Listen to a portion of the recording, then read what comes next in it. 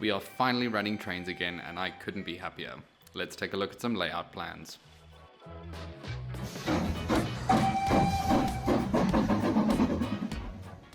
Hey guys, welcome back to Proper Chuffed. My name's Hilton and I have absolutely no idea what I'm doing. I'm really excited. Today is the day I get to share with you my plans for Dunroman version 2, Chasing the Unicorn as I call it. My first layout, Dunroman version 1, really was a very basic model railway layout. A series of ovals with a couple lines shooting off here and there, and it was built on a baseboard that was not supported in any way, didn't have any proper rigidity, and it really took up too much space. I actually did a video on this, so if you haven't seen that, do check it out.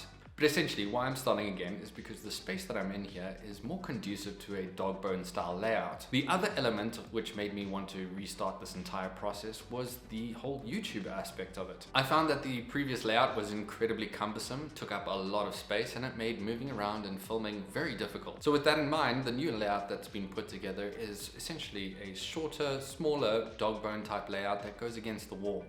But I've had a few stumbling blocks, and after about 3 months of getting everything together, also being in the UK, I'm finally back and ready to get going. But without further ado, let's dive straight into it and I'll explain exactly where I'm going and what the plans are. So let's talk about this layout, and as you can see, I've got some tracks down and there's a little bit of running going. Finally, it's about 3 months since I last ran a model train, so I'm absolutely ecstatic to be up and running again, although this is a somewhat temporary thing. The problem's been that I have a geyser directly above the railway, and lately, it's been causing a lot of problems. So we've had to open it up and have it repaired.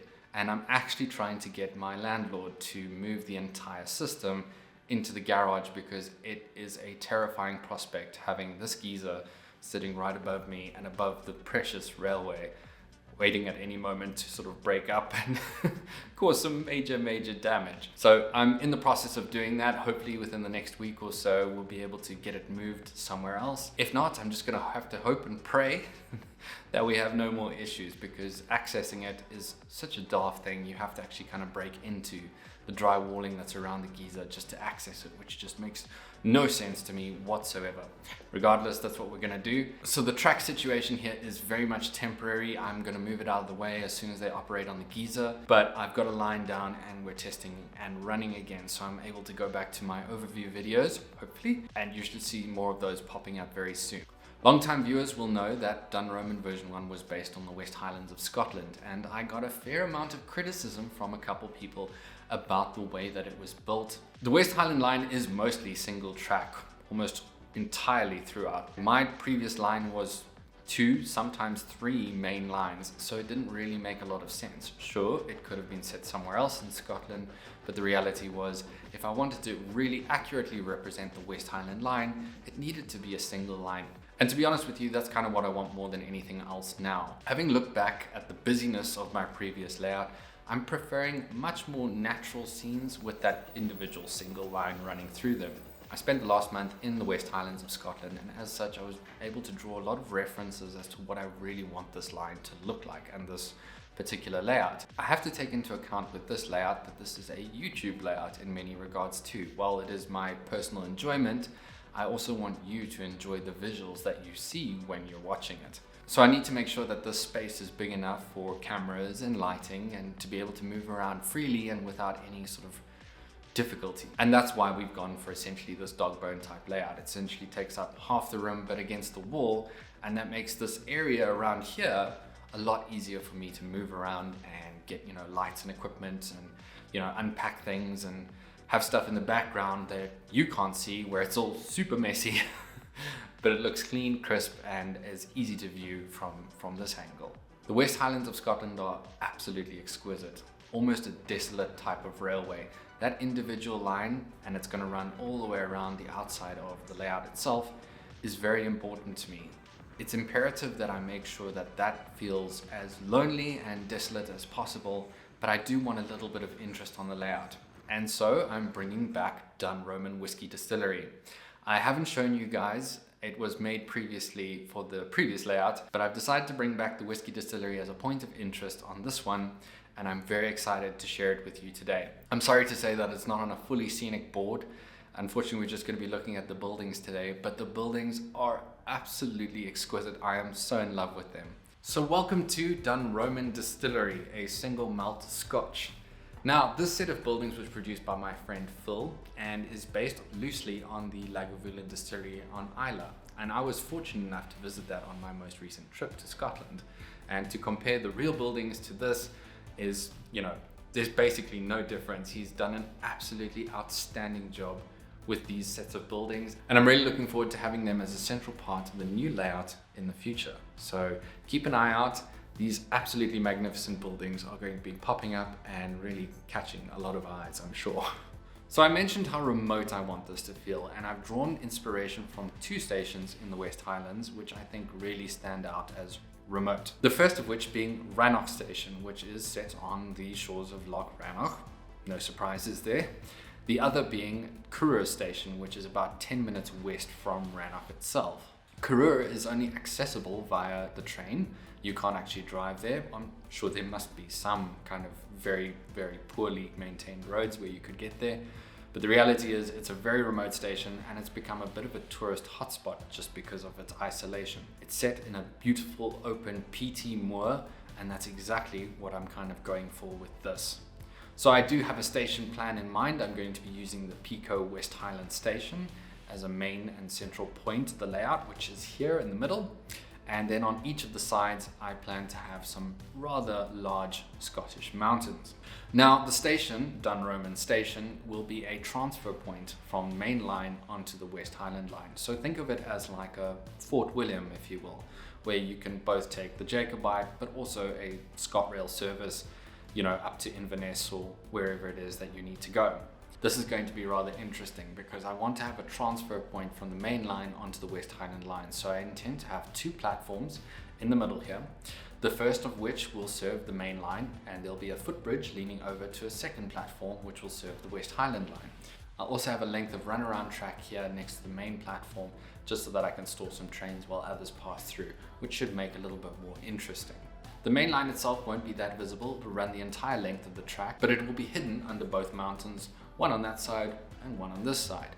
So essentially it can run around, pop out, look like the service has gone somewhere, and then back into the mountain. Previously I used a reverse loop on my layout and I actually didn't get all that much use from it. But this is going to force me into using the reverse loop, because if I want to see trains running on the main line, it's imperative that they take those reverse loops on either side to run through. So will there be sheds, coaling yards and water towers?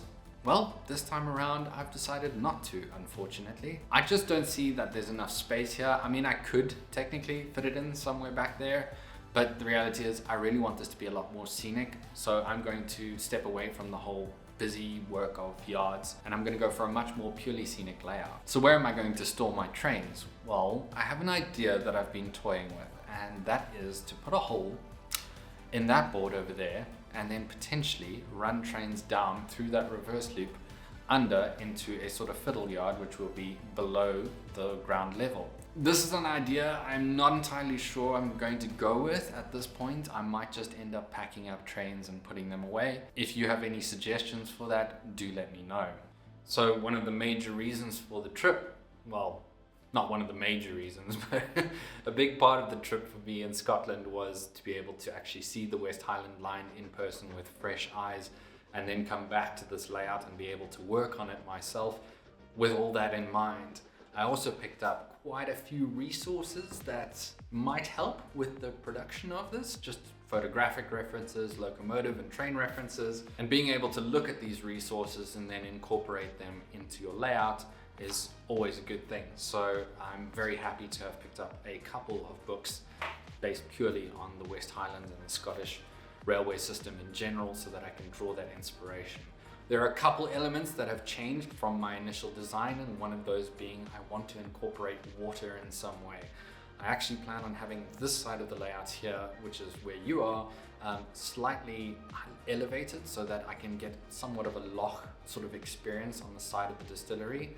I think it would look really nice to have the distillery, the mountain behind it, and then just a little bit of water, a loch side railway line. I saw quite a lot of that while I was in Scotland. There was often, the line kind of weaves in and out of mountains, but it's very often along edges or bodies of water. In particular, one of the ones I'm thinking of is like the Jacobite, when it's running along Glenfinnan, there's quite a few locks that passes through and over, and you kind of get a good, it's quite a romantic image of a locomotive running next to the water with the beautiful mountains behind it. So that's definitely an element I want to go for in this one.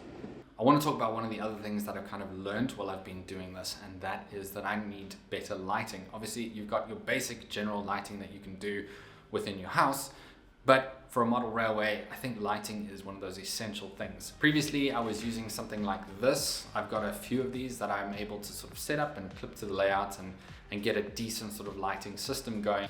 But I really want something that's a little bit more permanent, so hopefully once the geezer's gone and out of the way, I'm going to set up my own sort of LED lighting system, which will hang from the roof essentially. So short and sweet, we're up and running again, things are getting going, and I'm really excited to start building Dunroman version 2.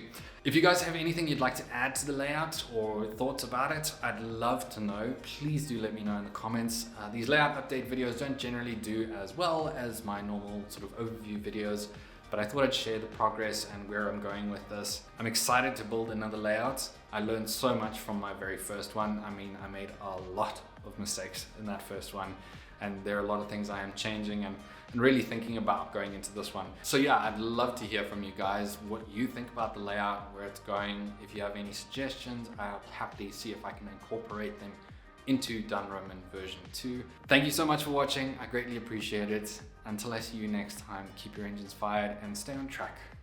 All the best.